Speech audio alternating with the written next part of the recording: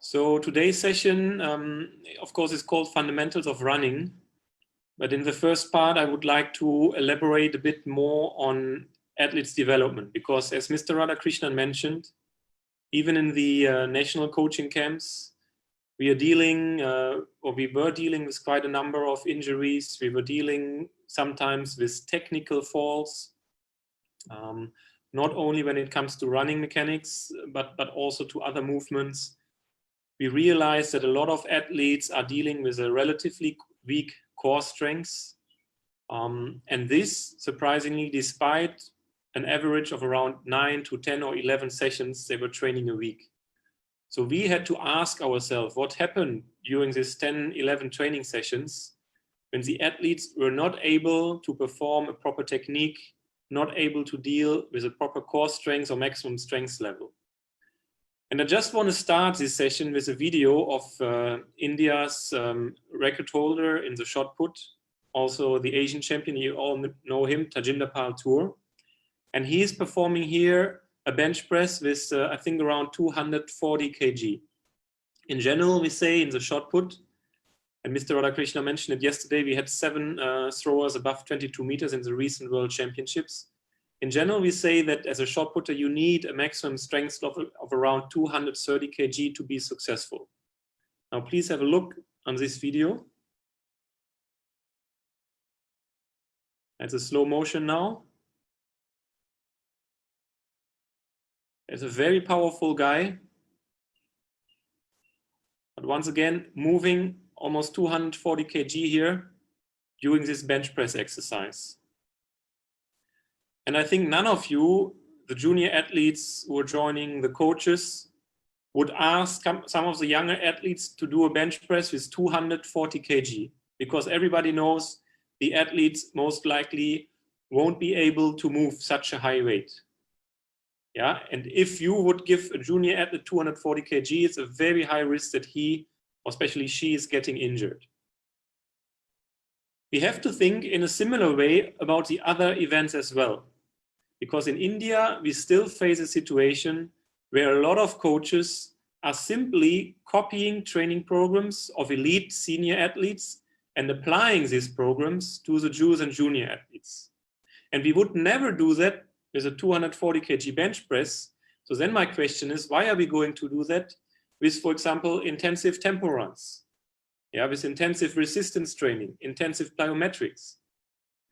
We have to be very particular that we use the right exercises, the right training methods at the right time of an athlete's career. And that, I think, is one of the key messages we have to deliver. Our president, Mr. Dilo Sumariwala, yesterday mentioned it as well. We have to avoid this early specialization to ensure that every athlete eventually will be able to exploit his full or her full potential at a senior stage. And we know that in most athletics events, the athletes are peaking at the age of 23, 24. And we have to ask ourselves, what is going wrong right now? And how are we able to solve this situation? What are the age-related training methods? What are the particular exercises we are supposed to use? And which are exercises we need to probably use at a later time? Because if you're doing too intensive training, if you're using too much volume, too much intensity in your training at an early age, actually, we are avoiding the athlete success at a senior stage. And that, once again, is something we have to avoid at all costs if we want to develop medal winners at international championships like the Olympic Games or World Championships. It's not yet that hard to reach a medal level in Asia, because we know that a lot of development countries in Asia are still dealing with problems also when it comes to high performance. Yeah. But when you're looking at the global stage, international stage, we have to adjust a few things. And we have to prepare our athletes very patiently on the long term. Because eventually we have to ask ourselves the questions. And I want the athletes to do themselves. When do you want to succeed? Is it at a very young age, in the age of 15, 16? Is it at a junior age, when they're 18, 19, or at a senior stage? Yeah, ask yourselves this question, where do you get the highest reward for your efforts? And that's not happening at a youth or junior stage. We know that in India, sometimes athletes are competing for jobs. But if you really want to make some benefit, financial merits, whatever, based on your career, you have to follow a long-term build-up to succeed at a senior stage. Because that's where, especially the sport of athletics, becomes really interesting, especially from a financial perspective. Yeah, but most of the athletes, and I've mentioned this a couple of times already, who are doing very well at a youth or junior stage, will not be able any longer to succeed at the senior age group. Yeah, so if you want to become a world-class athlete or an Asian class athlete, you have to follow a continuous and gradual build-up, rather training than too much at a youth or junior stage. Of course, there are certain differences between the event groups. In the middle-long distance, you have to train a bit more, unfortunately, in the age of 17, 18, 19. If you're a sprinter or jumper, we know that 4, 5, 6 sessions might even be enough.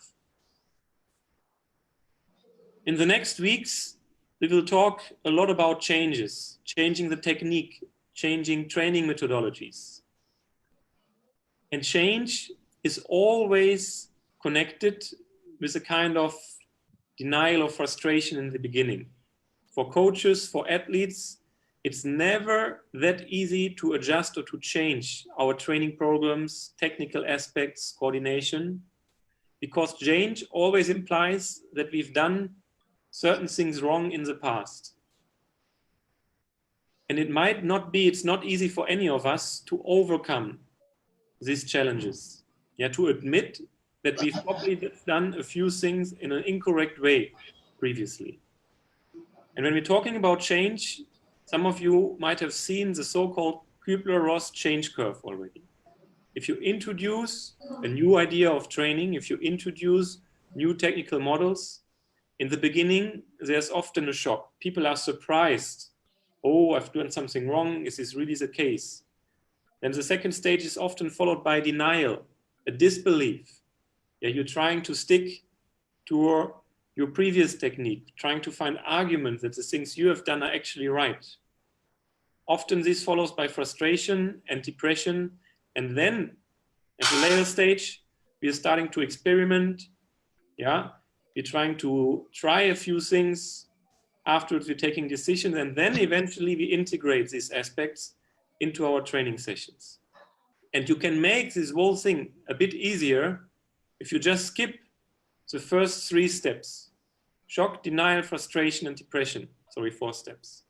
Yeah, I can only encourage all the athletes at home right now, all the coaches, if you see new exercises, if you experience new training methods within these next weeks, try to experiment a bit with it. Yeah, try these new things and see whether they're working for you. Because I can assure you that we have a lot of qualified lecturers. The contents we are going to be sharing will be scientifically and they will be up to date.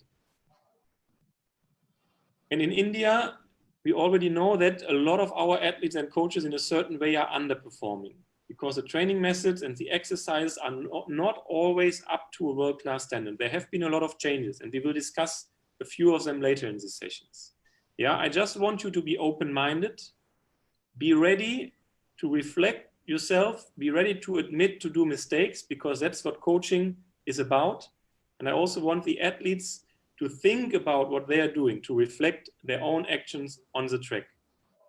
And we have these 4 stages: unconscious incompetency, conscious incompetency, conscious competency, and unconscious competency.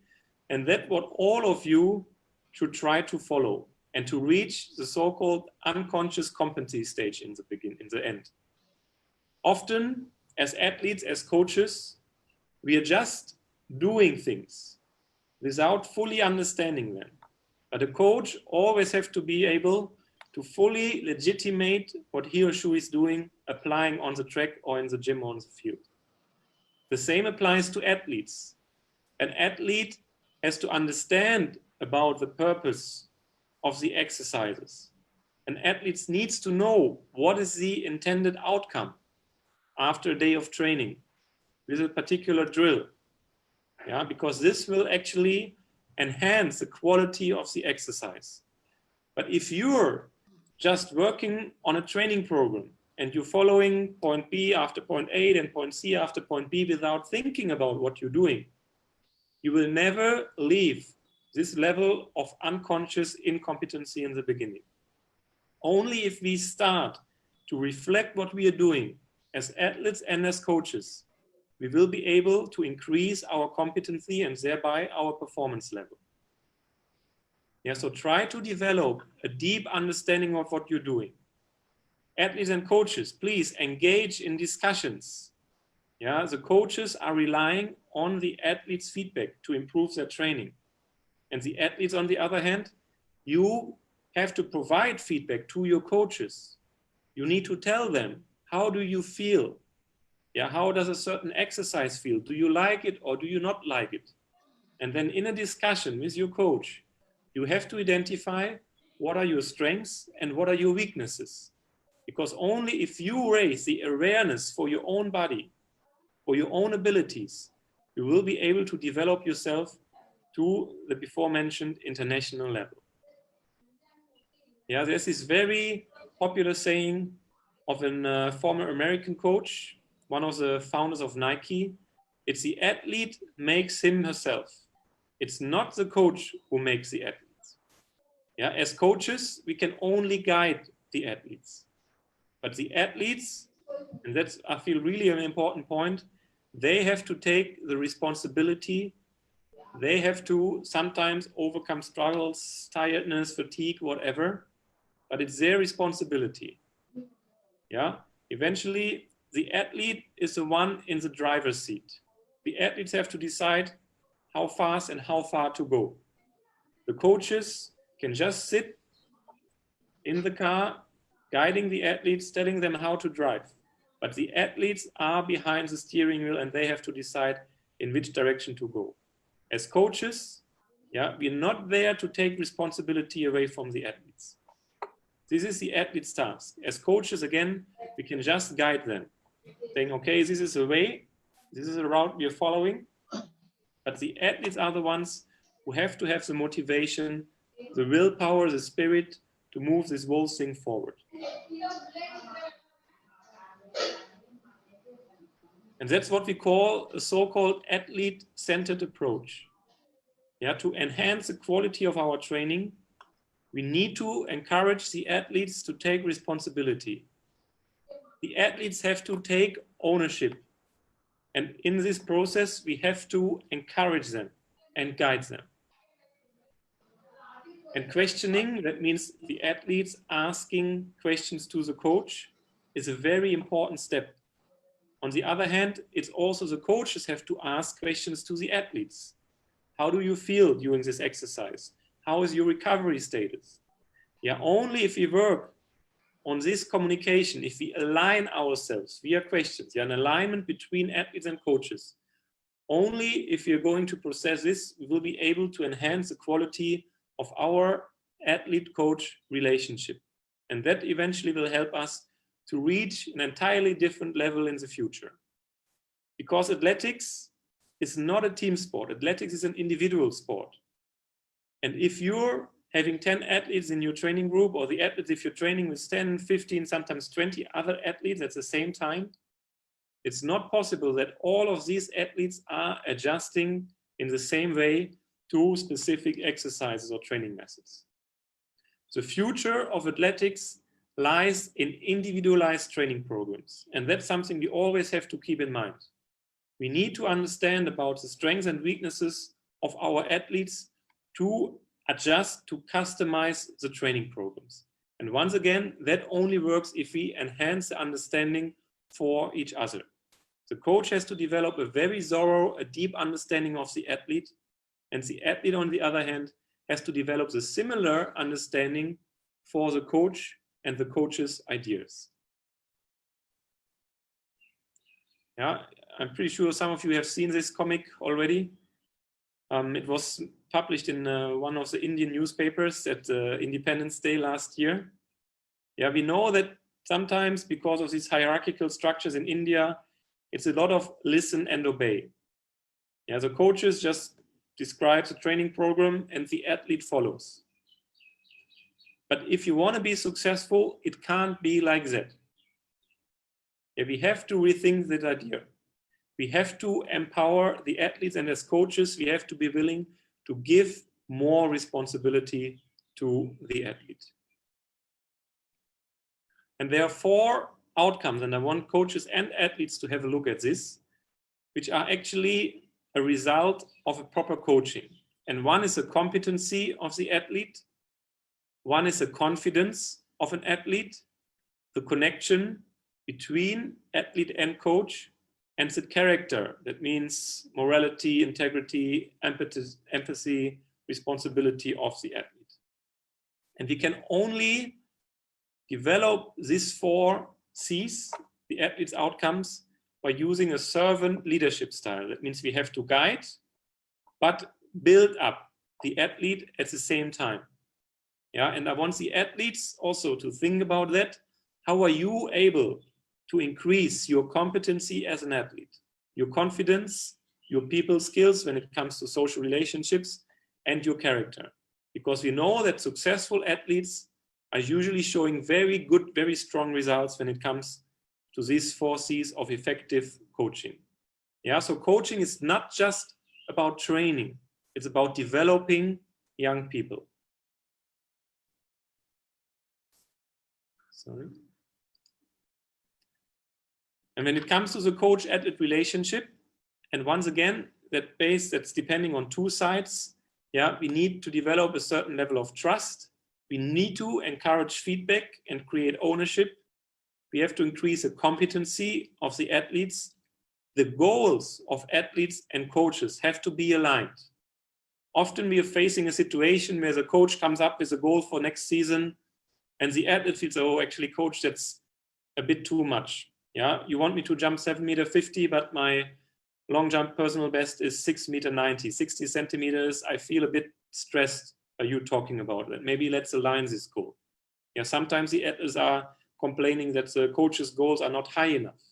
So goal setting, which is a very, very important step in the process of training, has to be aligned between athletes and coaches. We have to increase intrinsic motivation, and we have to create a culture of shared successes in training and competition. Because eventually,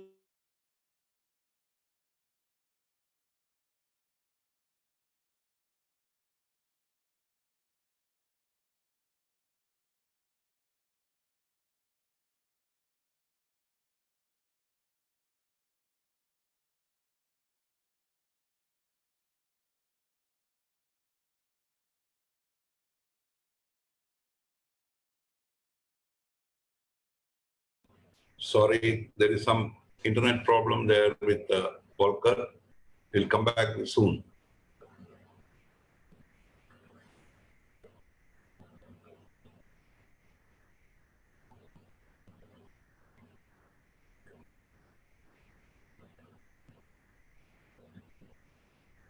He will join back soon because there is some internet problem in PATHSHALA here after heavy rain. So he'll join with this other modem now.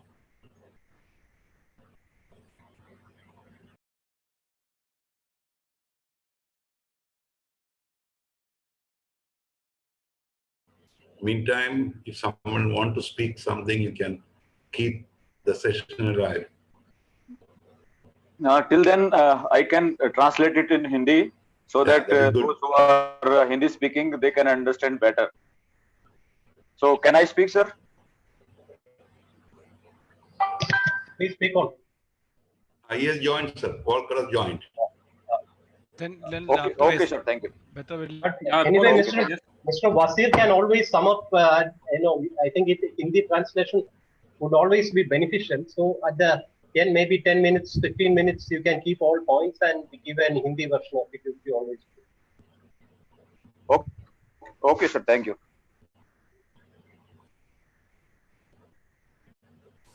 Apologies. I think the internet connection in PATHSHALA is not as strong as a coach-athlete relationship. Shall we continue?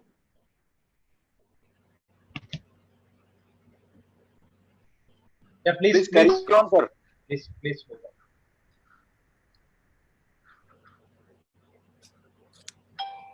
Okay. Yeah, to build trust, we need a strong relationship, which is based on communication, and communication, once again, depends on goal setting, and goal setting, that's especially in athletics, a very simple point to achieve, because the most common goal for athletes and coaches is an improved performance level in training and in competition. And I think all the athletes sitting out there, if you think about what really drives you, what motivates you, it's usually the feeling of becoming better at something.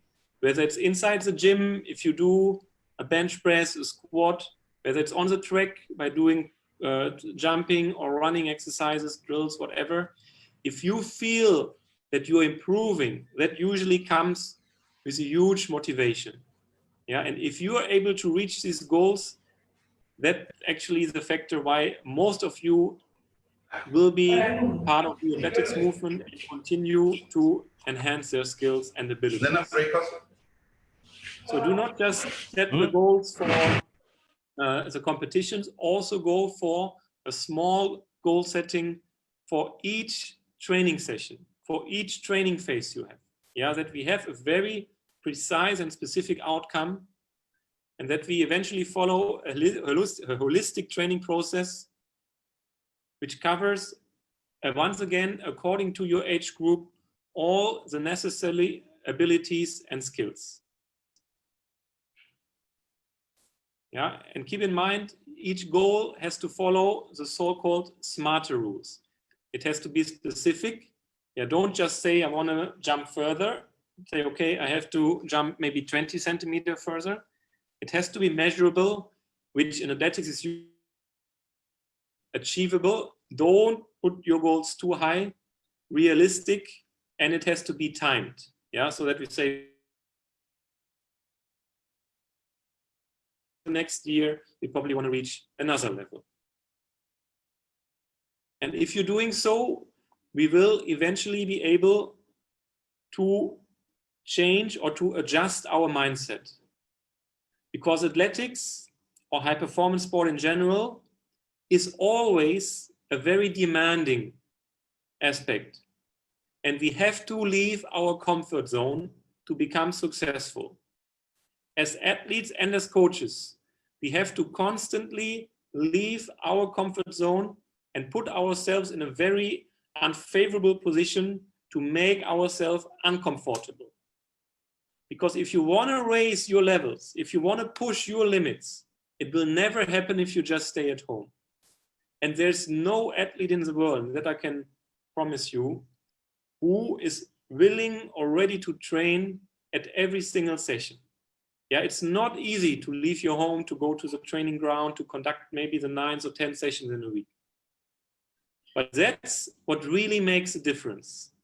If you're able to leave your comfort zone, if you can push yourselves, even at days where your motivation level is probably a bit lower. Because once again, none of us is always highly motivated. There are always ups and downs. Certain days we are very motivated. We want to go to training. We want to do as good as we want to do, as we can. But on other days, sometimes we are a bit tired, fatigued from the previous training sessions. And these are the days where we usually want to stay at home. But these days, these are the ones which make a difference, because you're not only training your body, but you're enhancing your willpower, your mindset. Yeah, and I think you all know that often after these days when initially you didn't really want to go for training, you come home and you're really, really satisfied with what you've done. Because it's not, once again, only about the physical development. We also have to slightly adjust our mindset. And that's, once again, the same for the coaches. Yeah, as coaches, we also have to change our mindset. We have to, Mr. Radhakrishnan is always saying, we have to develop a growth mindset, to be open for changes.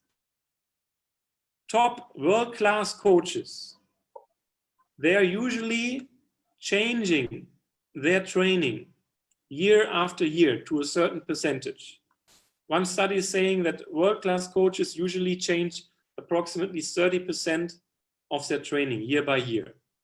Yeah, that means you have a fixed idea, but each year you're trying to rethink what went wrong in the last season, what do we have to adjust for next season. And once again, that's where the athletes can really contribute. Yeah, we have to expose the athletes, we have to expose ourselves to continuous change to ensure there's a development. And that, once again, requires this open mindset, the readiness to leave the comfort zone, and for us as coaches to lead by example. Yeah, all of us, athletes, coaches, support staff, we have to get comfortable with being uncomfortable. And what you can see here now is probably the first step to get uncomfortable. What you can see is a typical training week in India, because it's a so-called microcycle. And I just want you to be honest with yourselves, because Mr. Radhakrishnan and I, we went through the different training centers, we talked to hundreds of coaches and athletes, and we've realized that in many cases, independent from the age of the athlete, independent from the event group of the athletes, coaches were following this approach. All around the country, we have, in most cases, 10 training sessions a week. And it does, again, not matter whether the athlete is 16, 20, or 25. And that consists of double sessions on Monday and Tuesday, followed by a single session on Wednesday, and again, double sessions Thursday, Friday, followed by a single session on Saturday. And I'm sure that a lot of coaches and athletes recognize this structure. And I'm asking you, how is it possible that athletes all across the country are following the same microcycle, the same training structure, if they're having different age group backgrounds, if they have different events? And I think this is the first thing we have to adjust. We know that there are world-class sprinters or jumpers who are not training more than 5 or 6 sessions in a week. How is it possible that our Indian athletes are often already training 10 sessions at the age of 15 or 16? Is this really necessary? How is it possible that India's best athletes are coming to the national camp, and despite having trained several years with 10 sessions a week, they're still lacking in technique, in strength, in core strength and coordination? Yeah, so I really feel, and it needs a joint approach of athletes and coaches, that we have to optimize this structure. Yeah, it won't work without the feedback from the athletes, how they're feeling. It won't work without the coaches trying to enhance the structure of the individual athlete when we're talking about individualization. Yeah, so please keep that in mind and just think for yourself about it. How are we able to optimize this according to the athletes we are dealing with and according to the event groups? Because eventually, when we're talking about the development of speed, and speed is the crucial factor in all events or disciplines, whether it's the sprints, the jumps, or the throws, they are all relying on speed. Even in the middle and long distances, we know that at a young age, the development of speed is crucial to be successful at a senior level. If you watch the 10,000 meter or 5,000 meter final at World Championships, in many cases now, the last lap is done in 51, 52 seconds. So if you're a 10,000 meter runner, you also have to be able to run 50, 51 seconds on 400 meters. Otherwise, it's a very small chance that you will be able to succeed, just because of the quality of your competitors. Yeah, and we know there's a recent change in the training regime all around the world. It is not about the quantity any longer, with exceptions in the middle long distance, because you need to develop your aerobic capacity, you need to develop your maximum oxygen consumption, the so-called VO2 max.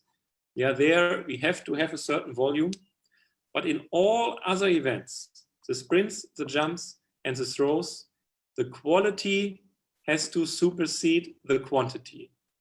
And that's the only way to develop speed. And speed, we know, is a product of strength and coordination or technique.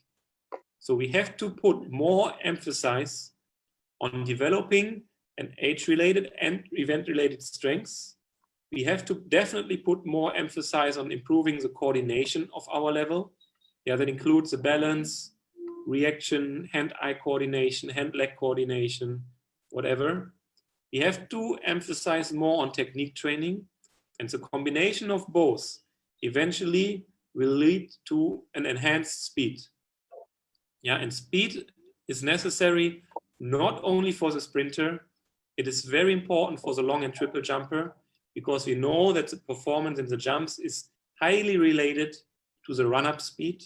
Faster long jumpers are faster sprinters usually as well. For example, Malaika Mihambo, the world champion from Germany, who did 7 meters 30 last season, her approach was around 10.3 meters per second before she hits the board. Yeah, that's faster than most of the world-class sprinters. And she was running 11.1 on the 100 meter as well, just to give you an idea. Yeah, the long jump world champion has a faster 100 meter personal best than the Indian national record holder in the 100 meter. For the throws, it's the same. Yeah, and I'm really glad to see that, for example, our shot putter, Tajinder Paltour, he's focusing a lot on speed development right now. Doing plyometrics with a throw, doing a lot of speed training, because eventually in the shot put, it's the release speed of the shot we have to increase. Yeah, and that requires a very structured, thorough approach to enhance the quality of the fast twitch muscle fibers. And these fast twitch muscle fibers, again, can only be enhanced if you focus on the quality. A lot of quantity will slow the body down. And if you are training 10 sessions a week for a junior athlete, apart from the middle long distances, that definitely means they're focusing more on quantity rather than quality. And that is something we have to adjust. Focus on the quality, because only, and I'm pretty sure you know this saying, only perfect practice makes perfect. So speed, as a definition, means we have to move as fast as possible from point A to point B. Yeah, it's a distance over time. Sometimes it includes small detours in team sports like field hockey, for example. It can include implements that I mentioned earlier, like the shot. But we have to find ways to increase the different kinds of speed. And we have to do that from a very young age. And speed can only be approached in a fully recovered manner. And you might have listened to Coach Galina yesterday. She mentioned that after a speed session, you need at least 48 to 72 hours of rest. That means you cannot conduct more than 2 intense athletes in a week. Yeah, everything more will actually cause a fatigue of your central nervous system, and that will eventually slow you down. That means too much speed training makes you slower rather than faster. Yeah, speed, of course, depends on the acceleration. Acceleration means force divided by body mass. And this formula already indicates we have to make our athletes stronger. Once again, in a holistic way. That means we need to improve the quality of our core strengths before we can load heavy weights on the back. And we also have to look on the body mass. In certain parts of India, there are coaches and athletes who believe that you need to be very powerful, kind of bulky as a sprinter or even a jumper. This is also not the case any longer. If you watch a modern sprinter or jumper, they're usually very skinny people. And this is because of this formula. If you want to improve your acceleration, we have to increase the strength level, the force, but the body weight, because more body weight slows you down. And you all know that. If you have to do a 100-meter sprint with an additional 2.5 or 5 kg weight plate, you will definitely not be able to increase your speed. Yeah, so athletes and coaches, please monitor your body weight and ensure that you are have a good shape according to your event. So even for top athletes, and here you can see a video of the national campus in the 100 meters, there are different ways to develop speed. And some of these exercises you can use with small kids, whether they are 4 or 5 years old or 25, 26, it does not make a difference. Yeah, we have to, and that's another important point, we have to expose our athletes to a huge variety in training, especially when it comes to speed. There is this saying that you have to address speed throughout the year. But it does not mean that you have to sprint, a linear sprint, like 30-meter flying, 40 meters out of the blocks, that you have to do that throughout the year. Yeah, there are different ways to combine speed training and coordination, for example. And one way to do that you can find here. Yeah, you see the coach, it can also be another athlete throwing the ball, and this athlete afterwards has to catch the ball as quick as possible.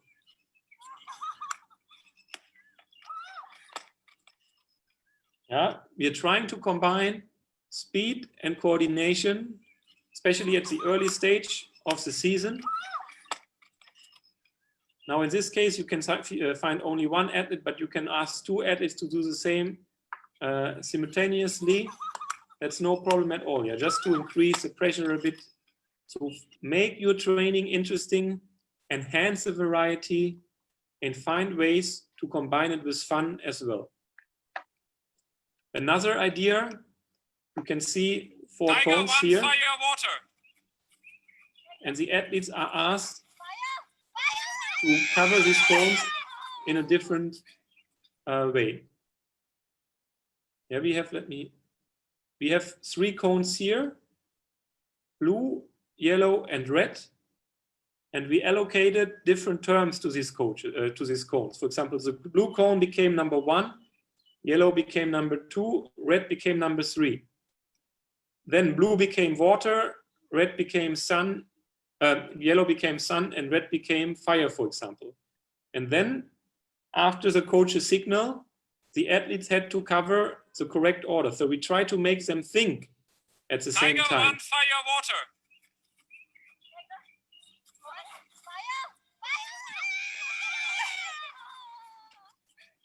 Yeah, this is also a very effective Tiger way 1, fire, water. of speed training.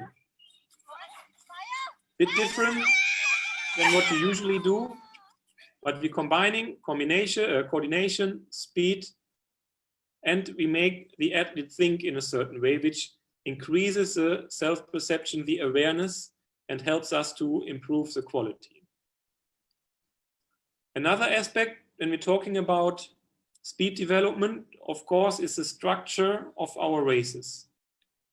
And here you can find the world record run of Usain Bolt, and you will find 5 different stages for this race. And that's the same actually for all 100-meter athletes. We always have an initial stage of the start, and usually the first 2 steps are part of the starting movement. We have the initial acceleration, where the acceleration is more or less linear, followed by the so-called transition phase.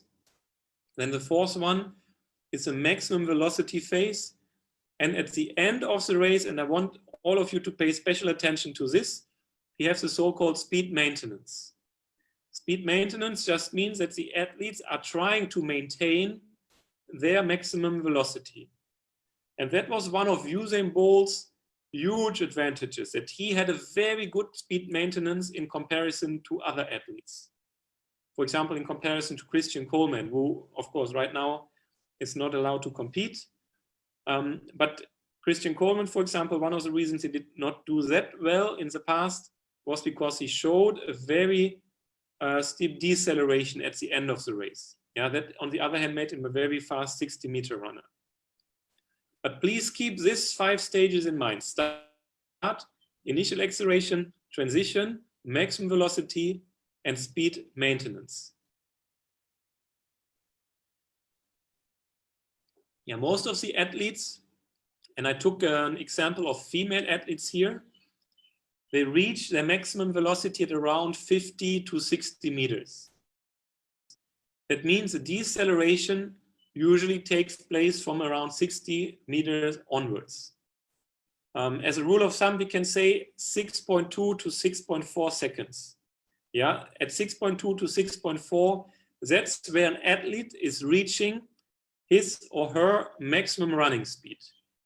Everything which is longer than 7 seconds will definitely slow down the athlete.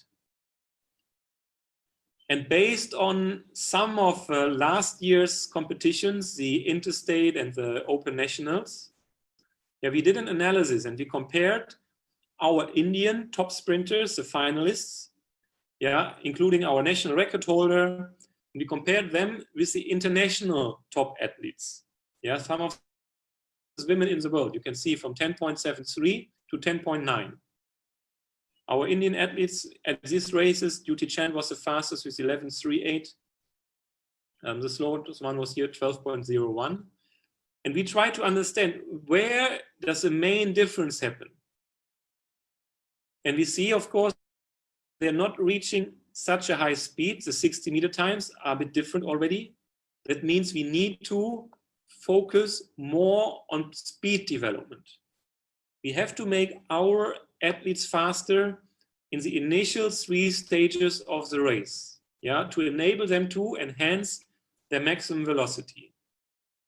And often we see in India, on India's tracks, that coaches intending to do a speed training, but what they eventually applying becomes more a speed endurance training. Because once again, if your load is longer than 7 seconds, you are not enhancing the speed. You are enhancing the speed endurance, and speed endurance always slows you down. So please, if you want to make your athletes faster, if you want to become faster, especially at the JUICE and junior stage, don't go for distances longer than 7 seconds. And that usually means around 50 to 60 meters. Everything which is longer at this age means your training speed endurance, and it will not help you with your speed improvement. The other aspect we've realized, and that's something you can see here on the right side, where we compared the percentage from the 60 to 100 meter interval to the overall 100 meter time. So we've been looking how good is their speed endurance. And you can see the average world-class athlete is around 35.5%. In India, we have values from 36 to 37. That means despite all this speed endurance training we are doing, above 7 seconds, our athletes are still lacking in this ability to maintain their maximum speed. So interestingly, all these intensive tempo runs do not help our athletes. Yeah, despite a massive amount of speed endurance, and we know that a lot of coaches all around the country are using that, or athletes are applying it. Yeah, despite this massive amount of speed endurance with a lot of lactic work, the ability to maintain the maximum speed is still not well developed. When it comes to speed training, one of the major aspects we have to reconsider, because exposing our athletes to a lot of speed endurance work, to lactic loads longer than 7 seconds, obviously does not help them to improve the maximum running speed. And secondly, does not even help them to maintain the speed they've gained. Yeah, so this becomes, in a certain way, counterproductive. And we have to, what I mentioned, focus more on the quality, develop the pure speed first. And that's of particular importance now for the coaches. We have to focus more on the aerobic threshold or anaerobic threshold. Yeah, that we even do some aerobic endurance work with our athletes that we slowly enhance the lactic threshold even for the sprinters, for example, by doing more extensive interval training, fartlegs, yeah, where we keep the distances probably a bit shorter, going for more repetitions with a better technique, with less lactic acid, yeah, because this eventually will help us to develop our athletes closer to a world-class level. And for the boys, I can assure you, it is exactly the same. Yeah, so please focus more on speed training. That means stay below 7 seconds. Distances maybe from 50 to 60 meters if you're 18, 19 years old. If you're younger, even shorter. And reduce the amount of lactic work for your sprinters as long as the speed has not been properly developed. Yeah, here we see the overview, the difference between international athletes and Indian athletes on the 60-meter time, 100-meter time. And you can see that our athletes on the 60-meter are doing relatively better in comparison to international athletes. Yeah, they're lacking around 5.7%, still not good enough. But when it comes to 100-meter time, we are lacking in more than 7%. Yeah, and the 60 to 100-meter time, more than 10%. That means we have a massive reduction here when it comes to speed maintenance.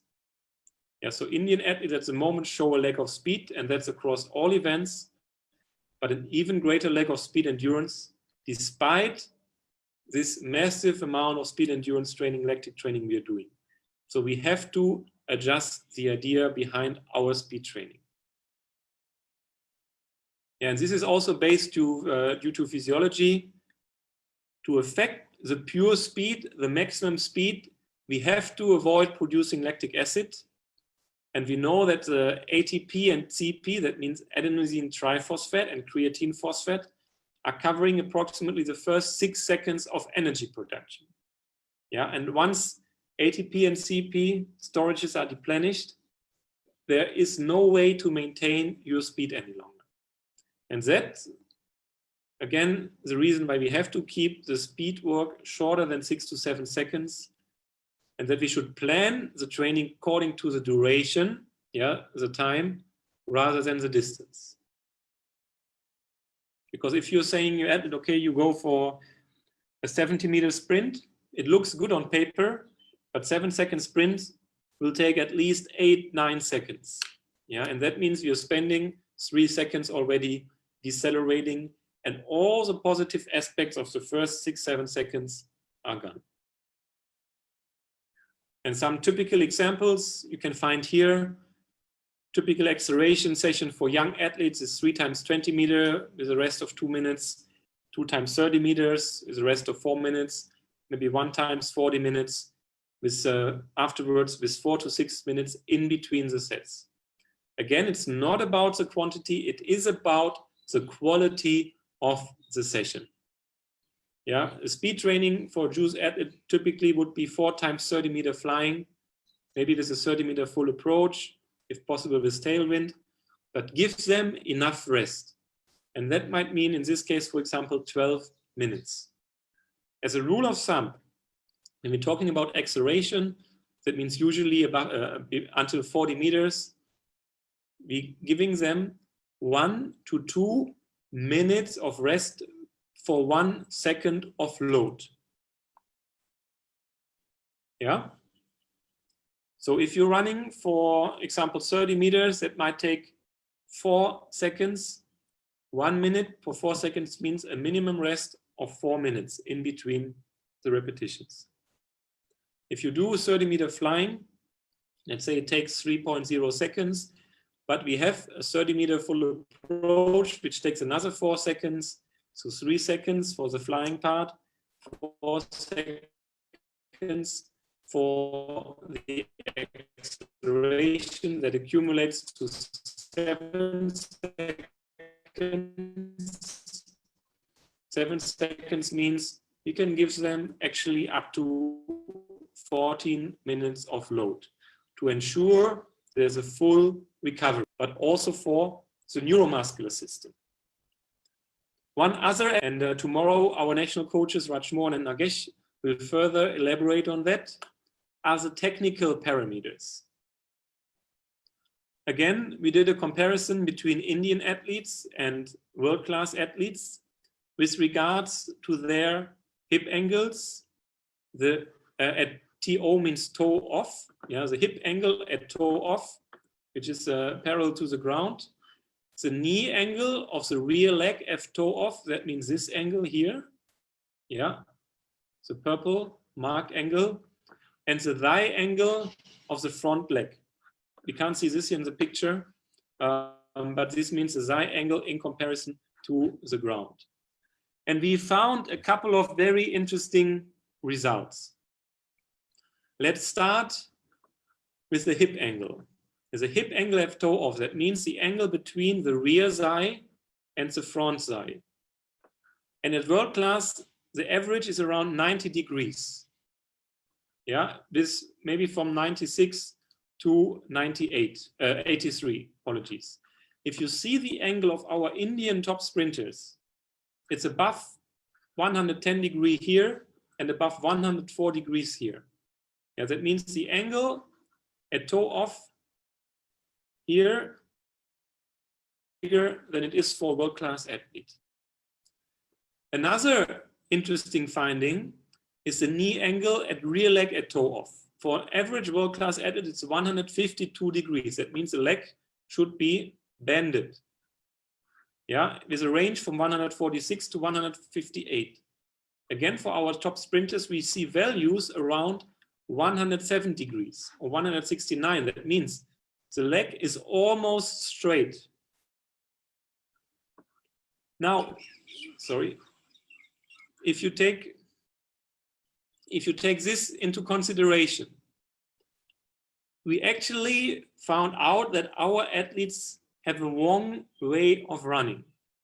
Because what most Indian athletes are doing, they are pushing at the ground. And we know that this is a kind of outdated technical model. So instead of pushing the body away in this upright position, we have to pull the body forward. And that's what we call, yeah, all these movements behind the body, what you can see here, is actually a waste of time when it comes to energy production. Only in the initial phase, the acceleration phase, that's where we have to push a bit more. But afterwards, usually after 7-8 steps, yeah, we have to focus more on the front side mechanics. We have to see what's happening in front of our body, because what's happening behind our body, that does not help us to propel the body forward. There's very little propulsion happening. Yeah, and you can see that our athletes are far off the world-class standards. And that's another reason why the deceleration is also negatively affected, because the way the Indian athletes are running is causing a lot of fatigue. And once again, please follow or join tomorrow's session, because there we will introduce a few exercises, drills to focus more on the front side mechanics. Yeah, but please, for all coaches and for all athletes, keep in mind, after the first maybe 10, 15 meters, try not to push, try to pull yourself forward. Yeah, get your feet quickly back down to the ground and avoid a long ground contact. Keep your ground contact as quick as possible. Avoid the pushing, focus on a pulling or clawing movement. Yeah, and for the coaches, if you see your athletes have an almost straight leg at toe off, that means when the foot is leaving the ground, you know they are not following a proper technical model, especially in the 100 meter, 200 meter, and the short hurdle events. And if you want to increase the speed of your athletes, or the athletes, if you want to improve your speed ability, yeah, we have to rethink the technical aspects, because this way of running definitely does not help us.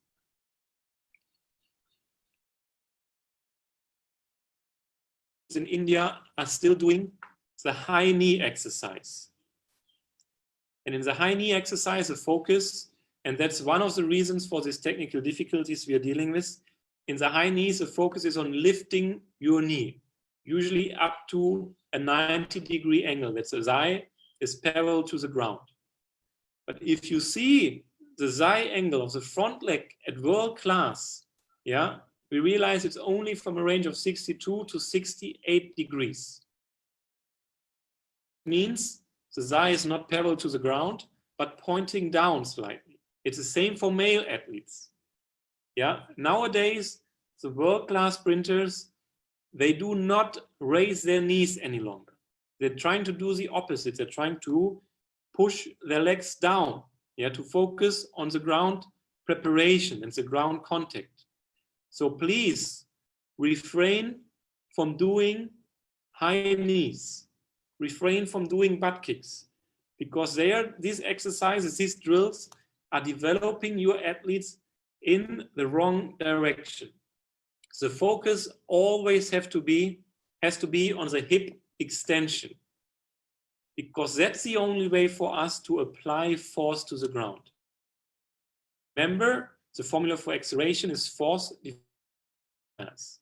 So if you're forcing your athlete,